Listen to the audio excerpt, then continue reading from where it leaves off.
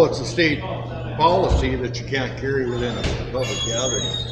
Right, but did you look up that statute 62.1-02-05? Okay, section 2 of it is the exceptions to that law.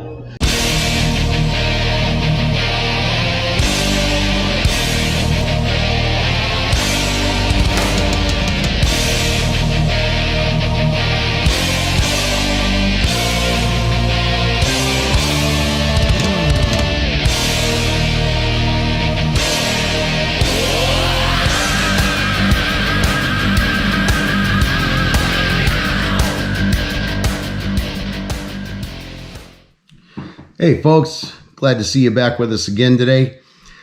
We have some great content about removing some illegal signs and rules at our local gun shows here in North Dakota. I do want to give a small apology for a few, technical difficulties. A little bit of rookie mistakes. That's okay. I am a rookie. I'll work it out. Don't worry. The illegal signs and rules at the gun shows are telling everyone who comes in that they cannot carry their weapon while entering into a gun show. What? You're in a gun show. There's lots of guns. Anyways, the statute that would normally cover this would be North Dakota 62.1 or 62.1-02-05. And it's about public gatherings and buildings, North Dakota statute about not carrying firearms. And some of the places in public buildings, government buildings in North Dakota will even write out the statute to show you what it says. What they fail to include is the exceptions. Under the exceptions, section 2, letter E or subsection E, blatantly just says, gun shows and antique shows.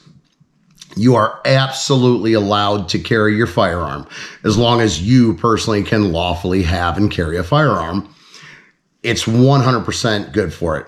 And it would be good for the gun show. I give a little bit of that explanation in the video. And before we move on too far, we want to be completely transparent.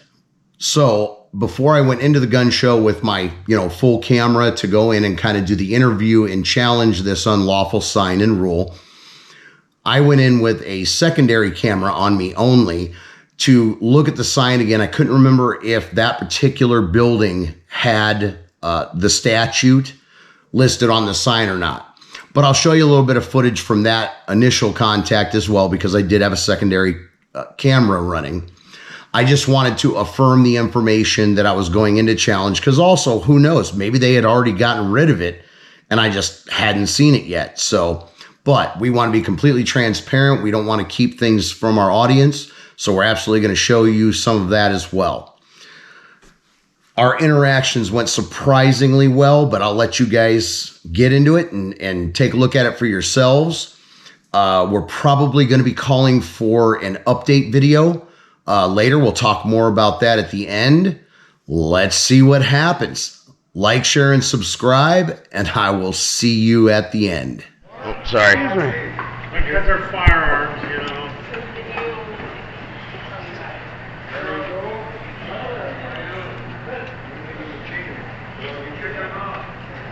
You been helped?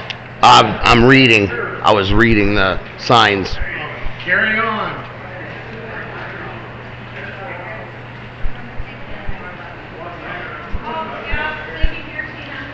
Because if I recall correctly, this sign used to have a statute on it, or did you guys never put the statute on it?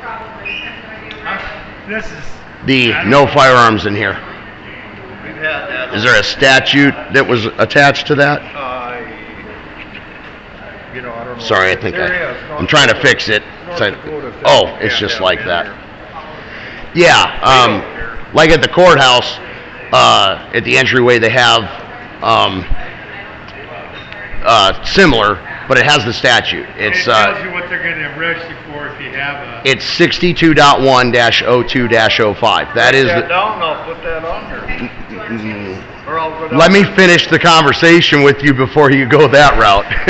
You don't want to. And I'll explain why in a minute. Hey folks, we're here today at the Raymond Family Community Center. We're going to exercise our rights, First Amendment obviously, but we're also here to challenge a Second Amendment rule for the gun show that occurs here. Every year they put up signs saying that you must disarm to enter this gun show because it's a public building. North Dakota has a law about public gatherings in public buildings, which we believe is unconstitutional anyways, but this particular law actually doesn't apply. So we're going to go in here, we're going to talk to these folks about it and see if we can't get that changed and get them to do the right constitutional thing for our rights, to protect our rights, and make sure they respect our rights while we're in here, and let's see how it goes. And as we're walking in, always take a moment to recognize Old Glory. So let's find out.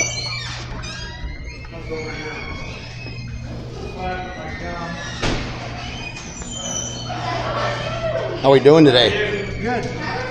How much is it to go in? $5. Only $5, huh? Yeah. Hello. Hi. I'm assuming Tim and Lauren, right? Tim and Lauren? Or what did you say? Nope, they're both gone. Okay, Jacob just called me and said that you guys need help. You got help. So, at least for a few hours, because the raffle stuff is going to be. Sit down right here. Oh, that's what they're doing. That's where they went. They went through the raffle. Yeah, I know we have raffle stuff and really things that are going on. So, I was curious, who actually runs this gun show? Like, who's in charge of it? The gun club. The guys that are getting ready to do the raffles are the secretary and treasurer. Right. Well, because I came here today peacefully, but to kind of redress my government about this notice that says that we can't carry firearms in this gun show. I was talking to you guys earlier. Oh, that was Lauren you were talking about. Right, and I gave him the North Dakota statute, 62.1-02-05. Now, here's the problem with this sign. It doesn't have the statute on it. And I think the reason somebody, I'm not saying you guys, you probably don't know any different, but whoever made the sign knew that the statute posted would get people to look it up. And if you Google it right now and look under exceptions, section 2, letter E, it explicitly says gun shows and antique shows. Like, there's no room for debate. It doesn't have any odd language or commas or, a run-on sentence. Holy smoke, we got all kinds of help now. That's the guy I talked to, right? Yeah. So you missed what we were just talking about, and that is, I believe whoever made these signs that say that we can't carry weapons in this gun show may have known. You guys don't. You're not. I made the sign. Okay, but who told you to? Oh, we kind of discussed it. Right. It's a club. I mean, we know it's a state policy that you can't carry within a public gathering. Right. But did you look up that statute, 62.1-02-05? Okay, section 2 of it is the exceptions to that law. Under it, letter E explicitly states gun shows and antique shows. No room for error, no room for debate, no run-on sentences, commas, or weird stuff. It's very blatant in the exceptions that gun shows are an exception to the statute that runs behind. So we absolutely can lawfully carry a weapon in a gun show. And so I'm trying to peacefully redress my government. I didn't know where to go, so I'm starting here with you guys to ask, where'd the sign come from, who said to put it out there, who has control for us to eliminate this unlawful sign? Because it doesn't follow the law, and we're disarming all of our law-abiding citizens here. We had at least a half a dozen police officers walk in yesterday morning, Yeah, and we knew they carried, and we're not going to take them away from them. But Right. They said nothing about the sign. yeah, the same. Well, of course they didn't. They're law enforcement. They're not going to question it. Law enforcement is not always necessarily check you up out. on the law. Nice how you can go shooting. Yeah, exactly. It's good to me. Happy shooting. Yeah, Ruger, good choice. Another. I'll step aside and let you do that. Help these folks. probably got the one I was on. Just one. It does?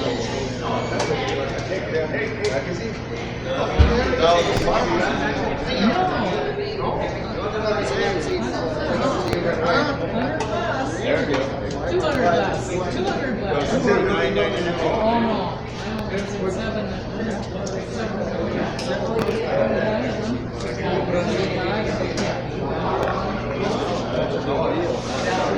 I thought so too. Oh, I love the coach. My son. We got busy. Well, we'll have to do a little check Yeah. and we'll bring that up at our Well, November meeting. And Here's the thing, the same law is posted at the courthouse entrance. And in a lot of cases it applies, but one of the other exemptions of that law, and this isn't a conversation for you and I, I'm just giving you an example, that law enforcement doesn't always know better either.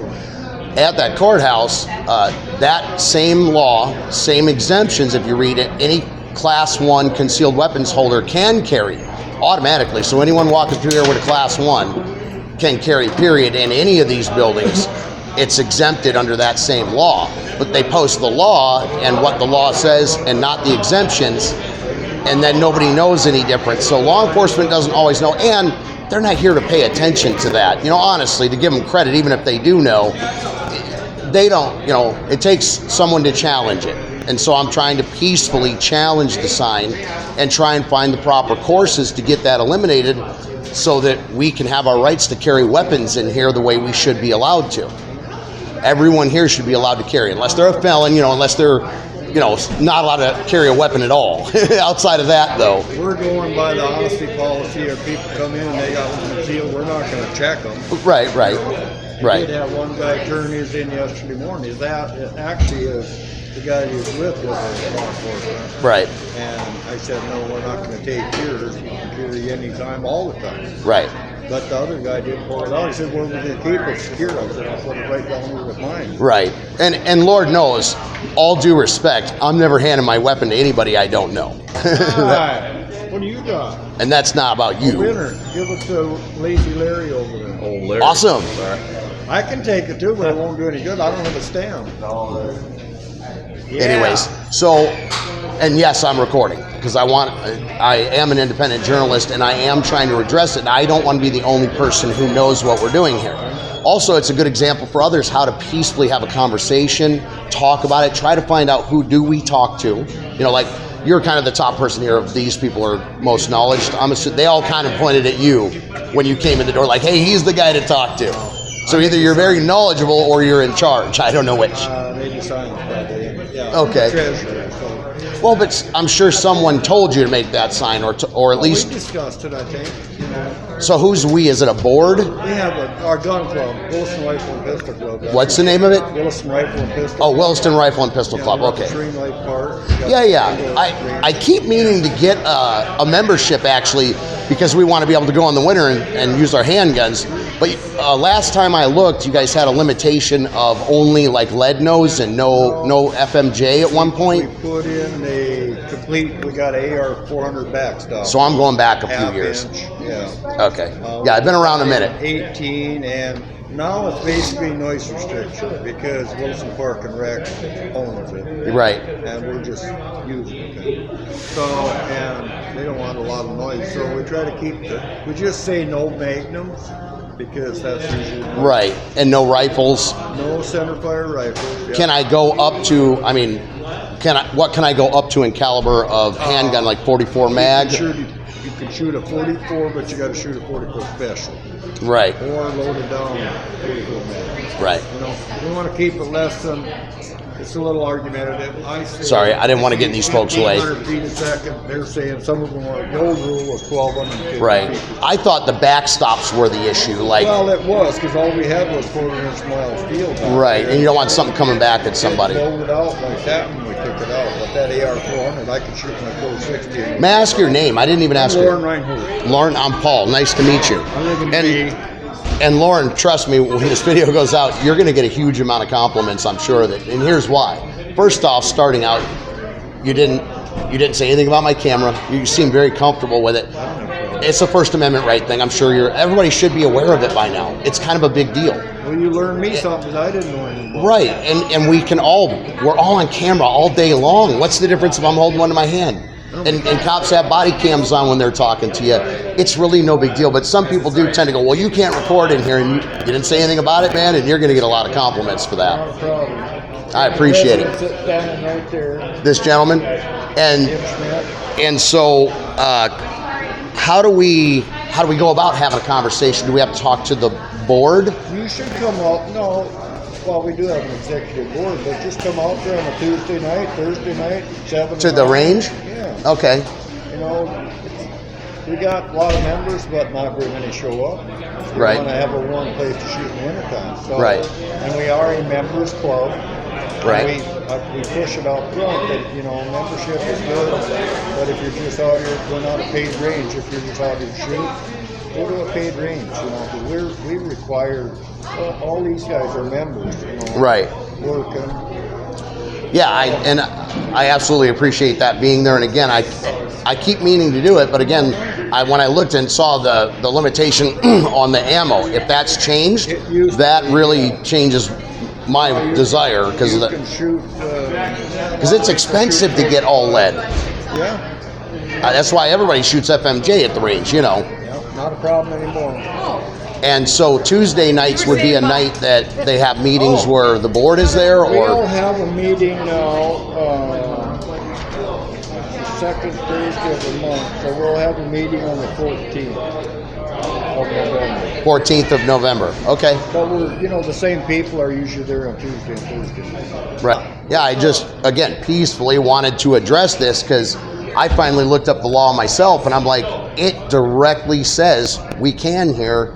And so I don't understand why. And I've talked to other people and heard some say, so it's an opinion, it's just some people, but their opinion was that someone might walk in here if they're armed and be stupid enough to like pull their gun out without, you know, unloading it and properly handing it over. And I understand there are dumb people in this world that would do something so ignorant.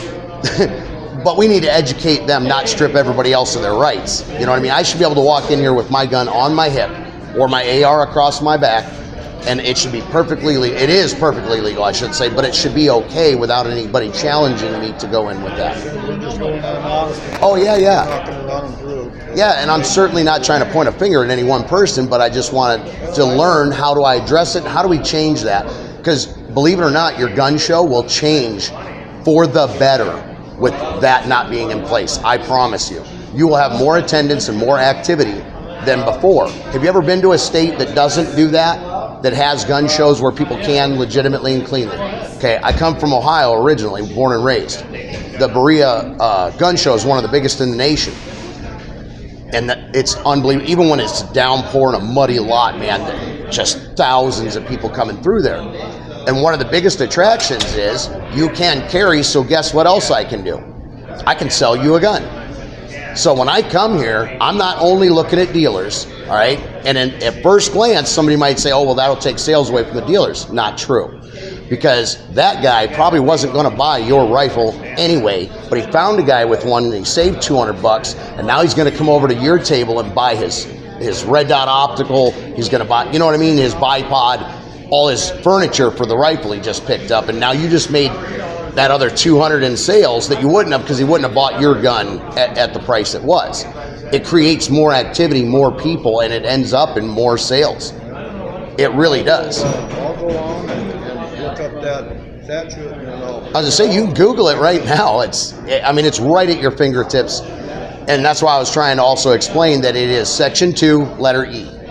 And again, it's almost verbatim. I don't want to swear by it, but almost verbatim. It just says gun shows and antique shows. That's it, and it's under exceptions.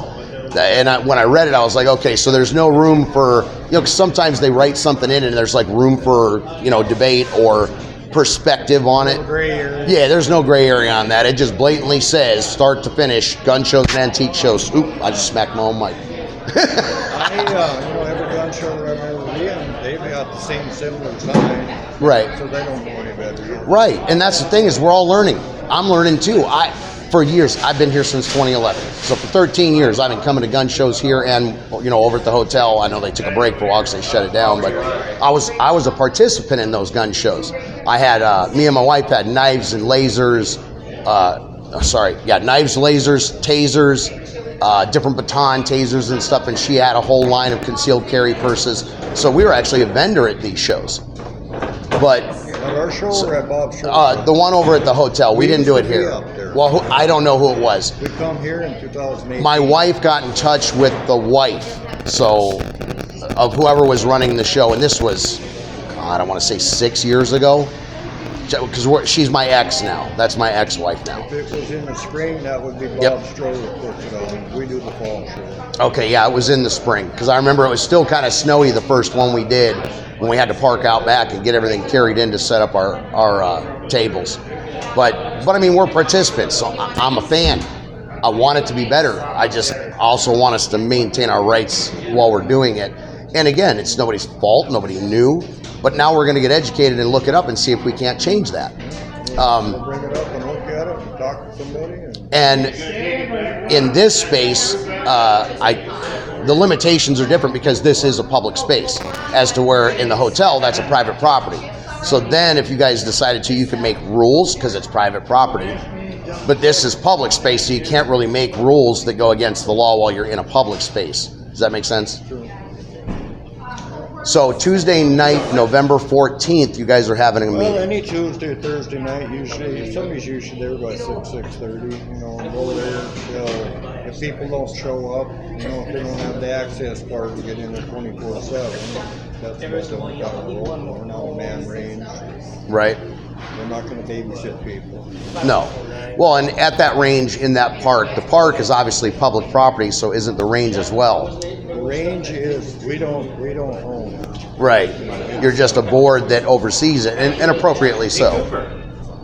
All right, well, maybe November 14th, Tuesday night, I'll see you, and we'll talk about it. That time I should have something printed up and we can go over it and see what they figure out. All right, thank you. I appreciate you very much.